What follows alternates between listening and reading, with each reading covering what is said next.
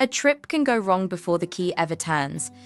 When Jasmine is heading to the aquarium, one mischeck puts her support worker, and everyone on the road at risk. Before anyone leaves, check the tires, brakes, lights, mirrors, fuel levels, seatbelts, and wheelchair securement by hand, not by assumption. The vehicle also needs its emergency gear ready to go, including a first aid kit, CPR mask, seatbelt cutter, road safety kit, emergency numbers, and a charged phone. When you plan the route and complete the pre-trip inspection, you create the safety baseline for everything that happens next.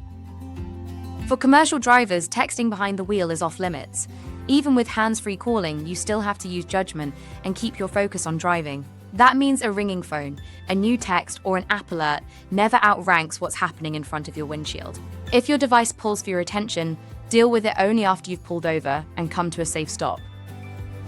Safe driving starts with habits you repeat all trip long. Scan every intersection, manage your speed, leave enough following distance, and never back up unless the space behind you is fully clear. Most preventable crashes don't come out of nowhere.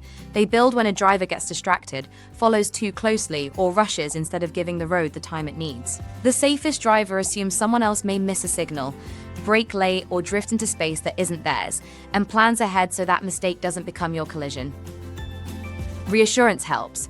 But the moment a participant's distress starts pulling your eyes, hands, or attention away from the road, driving safety has to come first. Keep your voice calm and your words short.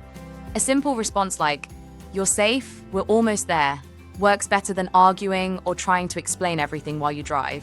If the behavior keeps interfering with safe driving, pull over in a safe place, help everyone reset, and only continue when your full attention is back on the road. If anxiety keeps building while the vehicle is moving, the risk spreads fast. The driver loses focus, tension rises inside the car, and one unsafe moment can affect everyone on board. Pulling over somewhere safe keeps the situation from spiraling. It protects control of the vehicle, lowers the chance of conflict, and gives the participant space to settle before the trip continues. At Better Life, safety comes first every time. Not getting there faster, not avoiding inconvenience, not pushing through an uncomfortable moment. If a warning light comes on, the vehicle starts making a strange noise, or something mechanical doesn't feel right, don't try to push through it. Move off the roadway as soon as it's safe and bring the vehicle to a controlled stop. Once you're safely stopped, turn on the hazard lights, let your supervisor know what's happening, and ask for the assistance you need so the next step is guided, not improvised. From there, keep everyone calm and make sure every participant is accounted for. Stay in the vehicle unless being inside creates a greater danger than getting out. A normal trip can change in seconds, so the first move is never convenience, it's safety.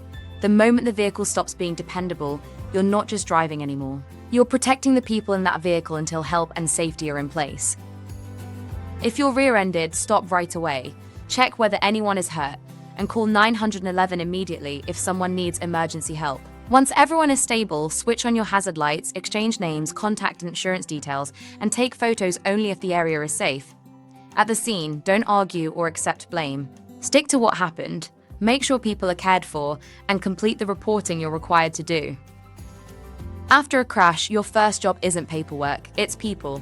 Check for injuries first, get emergency help if it's needed, and leave the details until everyone is safe. Take a clear look around before anyone moves.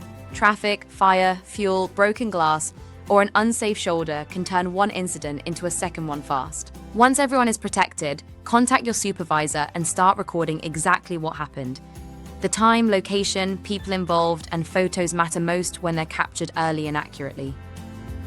Heavy rain, snow, ice, fog, and high winds all change the road fast by cutting traction, shrinking visibility, and making the vehicle harder to control. You can start hydroplaning or need far more room to stop well before the weather feels severe, which is why waiting until it looks dangerous is already too late. If you can no longer drive the road safely, delay the trip or stop it. Getting there later is always better than not getting there safely. If hail starts hitting without warning, that's your cue to slow down, take stock of the conditions, and look for the safest next move. Sometimes the safest call is pulling over, waiting for the storm to pass, or ending the trip before the road makes that decision for you.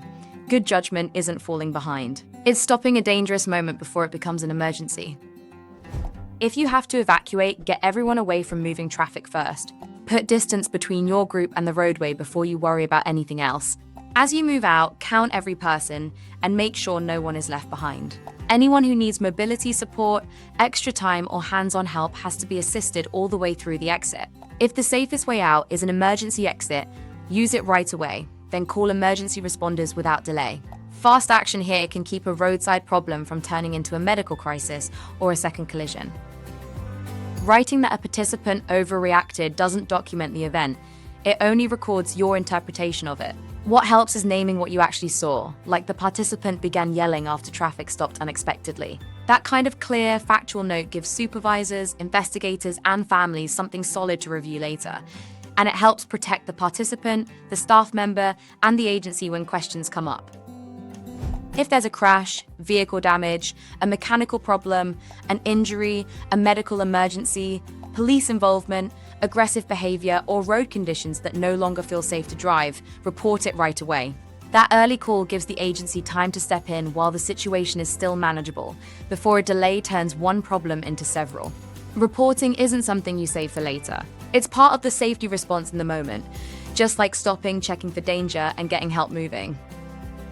When something goes wrong, come back to the same 5 moves. Prepare, protect, communicate, document, and report. Used together, those steps give you a response you can repeat when the trip suddenly stops going the way you expected.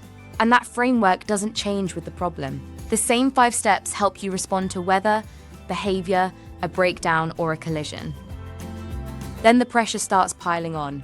Traffic slows, Jasmine gets anxious, a warning light comes on, and now rain is hitting the windshield too. Michael doesn't treat those as separate problems. He follows the safety steps in order. So every move is calm, deliberate, and easier to manage. That's why they get there safely. Each decision protects the next one. By the end of the trip, the answer is clear. Safety isn't about avoiding every problem. It's about meeting each one with preparation, calm, and procedure. Prepare, protect, communicate, document, report.